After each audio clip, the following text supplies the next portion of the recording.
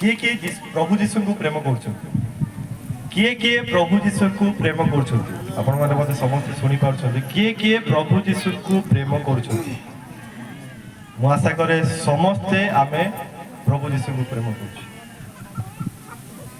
आज सकाळे किए किए बाइबल पढ़ी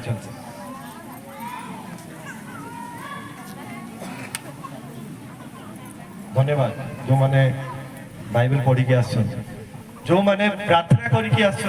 किए किए धन्यवाद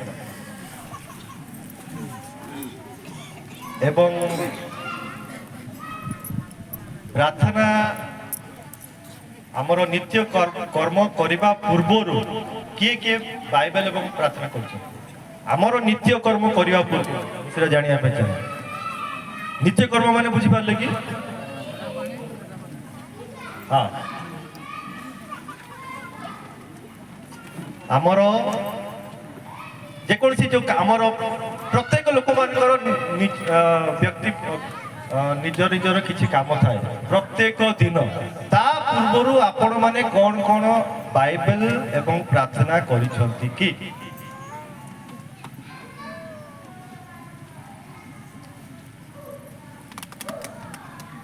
ताहा करिया पई चेष्टा करतु कारण प्रत्येक दिन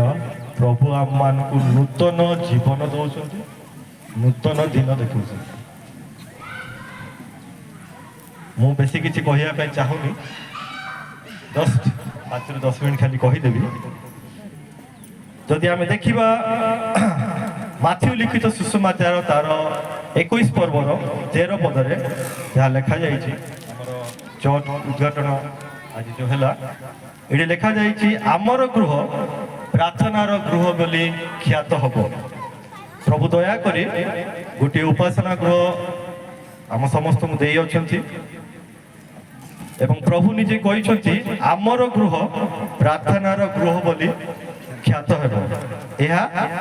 प्रार्थनार गृह अटे एवं जदि द्वितीय वंशावली तार 7 पर्वर 15 पद देखा से लिखा जाए यही स्थान रे जो प्रार्थना करा जाए तही प्रति आमर चक्षु आमर कर्ण निविष्ट थी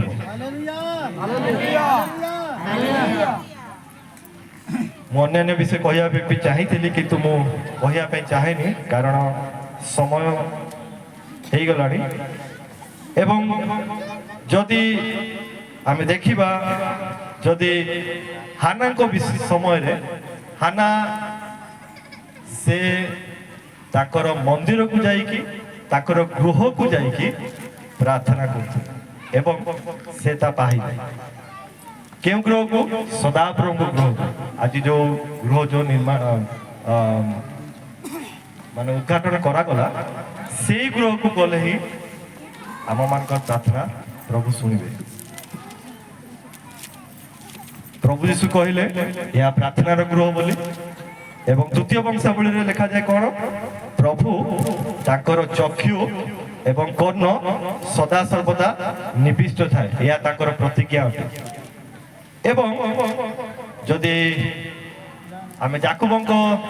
जीवन देखा जिते से भाई डर जो भय जो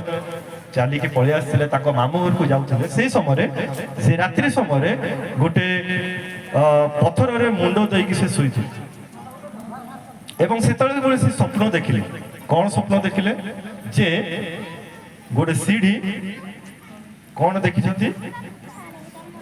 कौन देखुंट मुझे प्रश्न पचारिकी उत्तर शुणा आग्रह करे कारण मोर होस्टेल रो पिला मान को मध्य प्रश्न पचारि थाए एवं सेमान को ठारू उत्तर शुणा मुझे आशा करें कारण आमे जदि जो विषयटी जहाँ शुणुचे जदि आमे जानी पारिबा नहीं ताहले आमे माने दीर्घ एत वर्ष होला ख्रीस्टियन है कि आमे माने कौन आउ शुणी पार्छु बोली मु आशा करूछि एटा गोटे कहानी माध्यम रे मु आपण मानकु कहूछि कारण समय अल्प थी से मुंड देकी ତକିଆରେ ସେଇ ପଥରରେ ମୁଣ୍ଡ ଦେଇକି ଶୋଇଲେ ଏବଂ ଗୋଟେ ସ୍ୱପ୍ନ ଦେଖୁଛନ୍ତି। ସ୍ୱପ୍ନ ଦେଖୁଛନ୍ତି ଯେ ଗୋଟେ ସୋପାନ ମାନେ ସିଢି ସ୍ୱର୍ଗରୁ ତଳ ପର୍ଯ୍ୟନ୍ତ ଆସିଛି ଏବଂ ସେ କଣ ଦେଖୁଛନ୍ତି ସ୍ୱର୍ଗର ଦୂତ ମାନେ କଣ କରୁଛନ୍ତି ଯିବା ଆସିବା କରୁଛନ୍ତି, ଅବରୋହଣ କରୁଛନ୍ତି, ଆରୋହଣ କରୁଛନ୍ତି ଏବଂ ସେ ଭୟଭୀତ ହେଇଗଲେ। ଭୟଭୀତ ହେଇକି ଯଦି ଆମେ ଦେଖିବା ଗୀତ ସହିତ ତାର 28 ପର୍ବର 17 ପଦରେ ଲେଖାଯାଏ, ମୁଁ ଆପଣମାନଙ୍କୁ ପଢିବା ପାଇଁ ସେ ପୁଣି ଭୀତ ହୋଇ ଆହୁରି କହିଲା, ଏ କିପରି ଭୟାନକ ସ୍ଥାନ, ଏ ତ ନିତାନ୍ତ ପରମେଶ୍ୱରଙ୍କର ଗୃହ, ଏ ତ ସ୍ୱର୍ଗର ଦ୍ୱାର। ତାର 16 ପଦରେ ପୁଣି ଲେଖାଯାଏ, ଅବଶ୍ୟ ଏହି ସ୍ଥାନରେ ସଦା ପ୍ରଭୁ ଅଛନ୍ତି। ତେଣୁ ଆମ ମାନଙ୍କର ଜୀବନରେ ଯେତେବେଳେ ଆମେ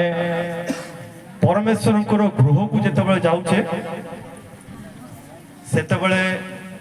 ଅନେକ ଲୋକମାନେ ମଦ ପିଇକି କୁଡ଼ିଆ ଖାଇକି ଏବଂ ବିଶେଷ କରିକି ମୁଁ ଦେଖୁଛି ବର୍ତ୍ତମାନ ଯୋଉ ଚାଲିଛି, ବର୍ତ୍ତମାନ ଯୋଉ ସମାଜରେ ଚାଲିଛି, ଝିଅ ମାନେ ଏପଟ ପୁଅ ମାନେ ଏପଟ, ସେମାନେ କଣ ଦେଖା ଦେଖି ହଉଛି କୋଉ ଝିଅ କେତେ ସୁନ୍ଦର ଅଛି। ଆମ ମାନଙ୍କର ବେଶଭୂଷା ପୁରା ସ୍ମାର୍ଟ ହେଇକି ଆସିଥିବା, ଯେମିତି ଝିଅ ଆମକୁ ଦେଖିକି ଇଚ୍ଛା କରିବ। ପ୍ରଭୁଙ୍କ ଗୃହ ସେ ପ୍ରକାର ଗୃହ ନୁହେଁ। ପ୍ରଭୁଙ୍କର ଗୃହ ଆମେ ମାନେ ତାଙ୍କ ନିକଟକୁ ଗଲେ ସେ ଆମର ପ୍ରାର୍ଥନା ଶୁଣିବେ, ଆମମାନଙ୍କର ଦୁଃଖ ଶୁଣିବେ ଏବଂ ଆମର ପ୍ରାର୍ଥନାର ସେ ଉତ୍ତର ଦେବେ। ସେ ପ୍ରକାର ଗୃହ ସେଇଆ। ଆମେ ମାନେ ସେଇ ଜାଗାକୁ ଯାଇକି ଷ୍ଟାଇଲ ମାରିବା ପାଇଁ ସେଇ ଗୃହ ନୁହେଁ। ପ୍ରଭୁ ଦେଇ ଅଛନ୍ତି ଆମମାନଙ୍କୁ ଡ୍ରେସ ପୋଷାକ, ଠିକ ଅଛି, କିନ୍ତୁ ସେ ପ୍ରକାର ଗୃହ ସେଇଟା ନୁହେଁ। କାରଣ ବର୍ତ୍ତମାନ ଯୁଗରେ ଯାହା ଚାଲି ଆସୁଛି ମୁଁ ଦେଖି ଆସୁଛି, ସେଇଥିପାଇଁ କହୁଛି। ତେଣୁ ଆମେ ମାନେ ଜାଣି ରଖିବାର ଆବଶ୍ୟକତା ଅଟେ ଯେ ପ୍ରଭୁ ଆମମାନଙ୍କୁ ଯେଉଁ ସୁନ୍ଦର ଗୃହ ଦେଇ ଅଛନ୍ତି ସମସ୍ତଙ୍କ ନିମନ୍ତେ, ତାହା ଯେପରି ଆମମାନଙ୍କର ପ୍ରାର୍ଥନାର ଗୃହ ହଉ ଏବଂ ପ୍ରଭୁ ଆମର ପ୍ରାର୍ଥନା ଶୁଣିବା ପାଇଁ ତାଙ୍କର ଚକ୍ଷୁ ଏବଂ କର୍ଣ୍ଣ ସଦାସର୍ବଦା ଉନ୍ମୋଚନ କରିଥାଏ। ପ୍ରଭୁ ଅଳ୍ପ ବାକ୍ୟ ଉପରେ ଆମ ସମସ୍ତଙ୍କୁ ଆଶୀର୍ବାଦ କରନ୍ତୁ।